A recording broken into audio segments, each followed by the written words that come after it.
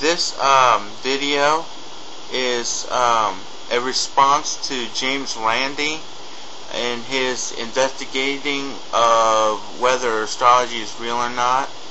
Now, I've seen your video, and I have to say, there's a lot of things that he made a mistake about. One is he passed a natal chart to the students in his classroom, and he asked them to rate the chart. My question is, which part of the chart is he referring to as accurate? People have a tendency to relate to other people. For example, if you listen to a song, you'll find some aspect in your life that can relate to the song. But truth be told, the song isn't your song. The song is from a lyric writer. So, I mean, it's coming from his emotions, his thoughts. It's just, music becomes popular because it could relate to other people. Astrology is more of a combination of signs, of planets, of aspects, of houses, even midpoints, if we want to get into details. For example, somebody who was born, let's say April 29th, may have the characteristics of an Aries. But then somebody who has the sun in the first house, which the first house is ruled by Aries, will also have the same tendencies as an Aries, even if they're not an Aries. So, yes, horoscopes can be a little bit misleading, but astrology itself is not misleading. If anything, astrology is infallible. And let me tell you why. Astrology is a very complex study. It's a science. It has nothing to do with psychic ability. There is no meditation that most psychics have to go through to develop their abilities. Astrology is a science. Okay?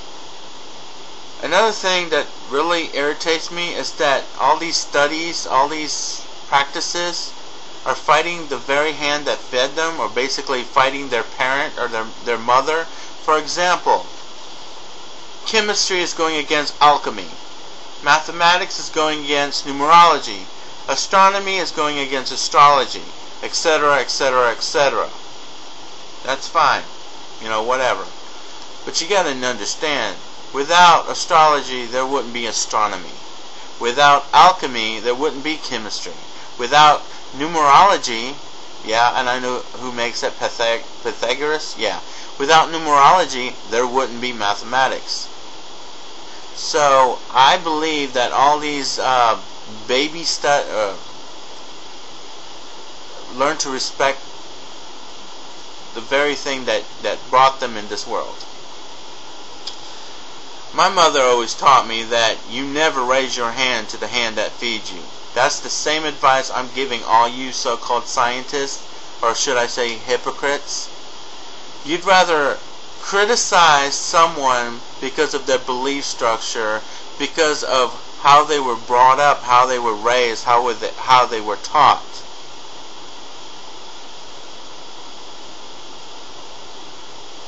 I mean, I understand the atheist point of view, but I have to say I feel sorry for you guys, because you have no faith in anything, and that's sad.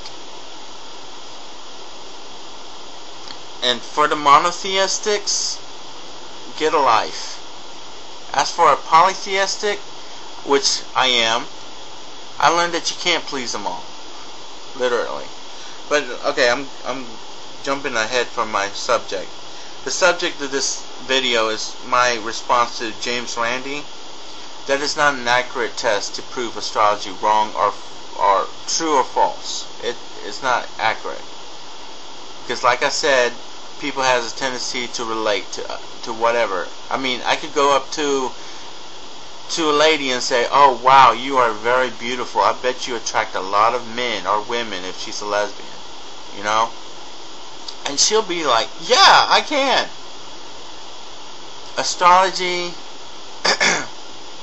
yeah, it does stroke some egos, but it's no attention. It has no. It's not its purpose to stroke the human ego.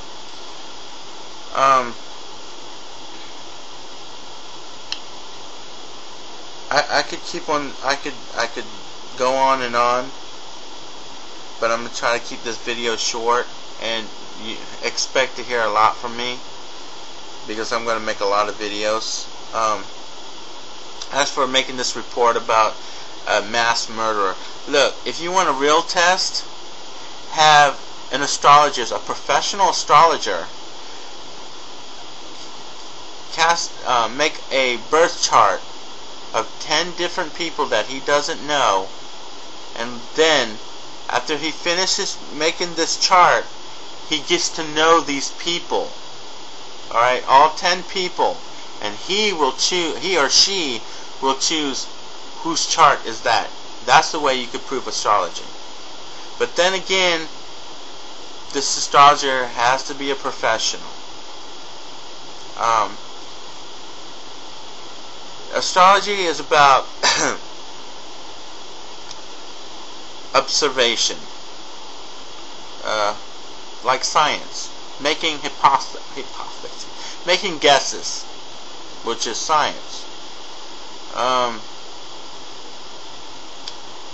I know some of you people might feel that astrology goes against free will, but it doesn't.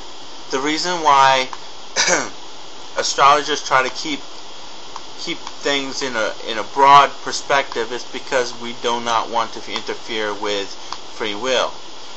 We astrologers understand that both free will and destiny works together, not against each other. For example, a person may be born gay, but it's totally up to that person to choose the type of man, if he's a man, or a woman if she's a woman.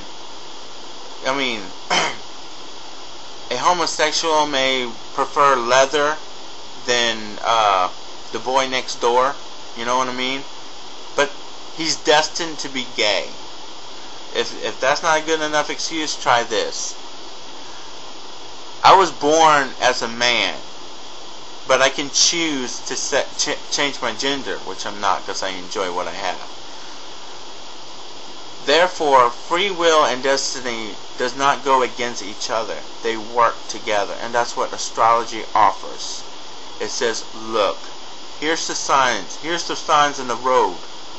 It's up to you whether you want to take that exit or keep on going. That's what astrology offers. It will not interfere with free will. That's my piece for right now.